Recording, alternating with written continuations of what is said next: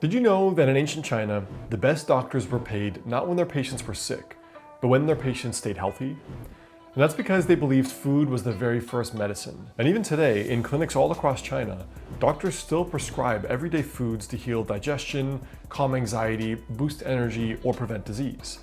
So in this video, I'm going to share 4 healing foods that Chinese doctors swear by. Foods that aren't exotic or hard to find, but can transform your health when used the right way. Hey guys, I'm Dr. Alex Heyne, a board licensed doctor of acupuncture and traditional Chinese medicine, and author of the health book Master of the Day. Let's get in. In the West, we usually separate food and medicine. We eat food when we're hungry and we take medicine when we're sick. But in China, these two things have always been connected. You know, there's a saying in Chinese medicine that says, medicine and food come from the same source. For thousands of years, doctors weren't just writing prescriptions for herbs. They were also teaching their patients which foods to eat and which to avoid, depending on the season and their condition. Now, if someone had weak digestion, they were told to eat warm congee made with rice and ginger. If someone was aging too quickly, doctors recommended black sesame seeds and walnuts to nourish their blood and kidneys. When a family wanted to protect themselves from epidemics, they would simmer Astragalus root, huangqi, in chicken soup. The very first Chinese medical texts, written over 2,000 years ago, contain just as much about diet and lifestyle as they did about acupuncture or herbs. Because the idea was simple. If you eat correctly, you prevent disease. If you eat incorrectly, no medicine in the world can save you.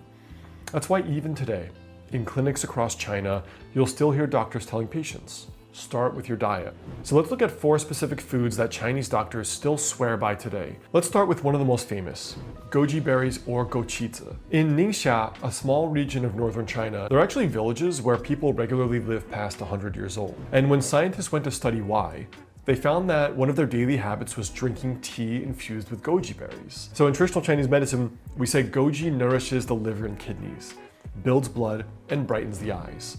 So doctors often give it to patients who are fatigued, have dry eyes, or signs of fluid or yin deficiency. Now, modern research confirms that too.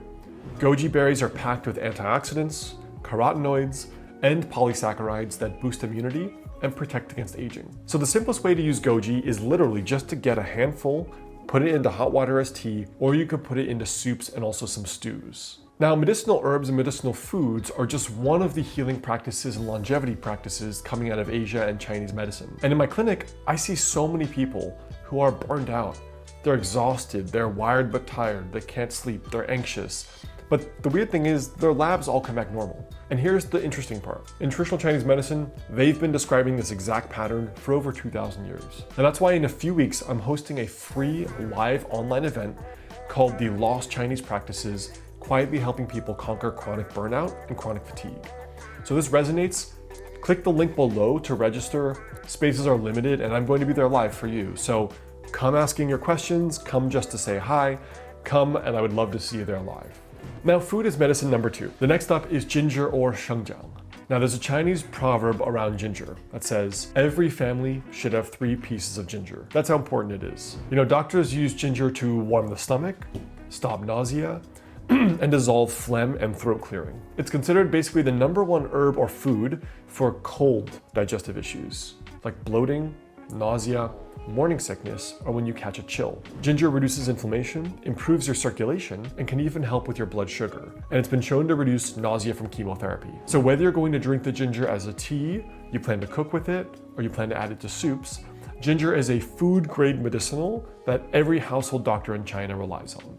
Now, the third food is one most people overlook. It's called black sesame seeds, or HEYNE'S. In traditional Chinese medicine, we say black sesame seeds nourish your liver and your kidneys, build blood and essence, and moistens dryness. That's why older doctors in China often tell their aging patients, eat more sesame seeds. Actually, it's also in one of the most famous formulas for constipation, especially when the bowel movements are dry and the person's older. Now, they're used for things like hair turning gray too early, dizziness, constipation from dryness, or weakness in your lower back or knees. And the modern nutrition research on it shows us why. Black sesame is rich in healthy fats, vitamin E, iron, and calcium. It supports hormone balance, skin health, and longevity. And I think the easiest way to consume HEYNE'S is just use it in a congee. Put it in your oats or put it into your congee in the morning. You can ground it into a powder, mix it with honey, or even just sprinkle it over vegetables. And finally, food is medicine number 4, a true doctor's secret, is called huangqi, or astragalus. This is one of the most prescribed herbs in Chinese medicine, but in China, it's also used as a food, like a folk medicine. Families put slices of huangqi, astragalus, in their chicken soup to build the body's energy and defenses. Doctors give it to patients who are usually chronically fatigued, who catch colds often, or who are recovering from long illnesses. And it's considered one of the most powerful immune tonics in the Chinese pharmacopoeia. Modern studies show that it enhances your white blood cell activity, it protects your heart, and it supports the immune system during chemotherapy. So commonly, in terms of integrative medicine in China, huangqi is one of the most common herbs used when a patient's undergoing chemotherapy. So if you want to make your soups healing, this is sort of a fun thing you can do at home. Add a few slices of astragalus, huangqi. It's like adding an immune shield directly into your meals here. Now what's amazing about these 4 foods, goji, ginger, black sesame, and astragalus, is that they're not fads. These have been used for centuries across generations of doctors and families in China because they work. And they work because the philosophy is simple. Don't wait until you're sick. Use food daily to strengthen your body's qi and resources, nourish the organs, and prevent disease from ever taking root. So here's my challenge for you this week. Just add one of these healing foods into your routine. Brew some goji tea and sip on it throughout the day. Grate ginger into your meals. Sprinkle sesame on your breakfast, or add astragalus into your next soup. Now, if you guys want to go deeper, I'm hosting a free live online event in a few weeks called The Lost Chinese Practices, quietly helping people conquer burnout and chronic fatigue. If you've been feeling exhausted, anxious, wired but tired, maybe your labs are even normal, but you don't feel well, this event will show you how these ancient practices can restore your energy and balance. So the link right below is the link to register. Now, I don't know if I've ever shared this here, but I got incredibly sick about 5 years ago. And I got incredibly sick because of burnout. I was wrapping up my doctorate. I was also working to put myself through school so I didn't die in debt. And eventually I started having heart palpitations and an arrhythmia that lasted 5 years, severe insomnia. And after that insomnia became so severe, I developed clinical anxiety and ultimately chronic fatigue syndrome. Now, I wrecked my thyroid. I couldn't even work for about a year. I was so exhausted. And I destroyed my health. What I didn't know then that I know now, because I didn't have the skill to see it, was that I had a really serious case of burnout. And if only I could learn to have spot the whole pattern way at the beginning, my 5-year illness could have just been like 6 months. So in this live workshop, I'll go into my story, the herbs and medicinals and minerals I recommend and supplements, qigong and energetic or breathwork practices, as well as how this is treated east versus west.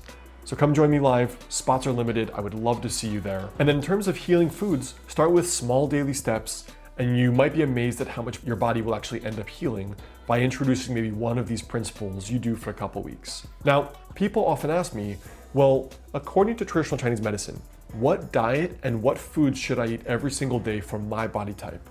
Well, I shot a really in-depth video on this exact question right up here.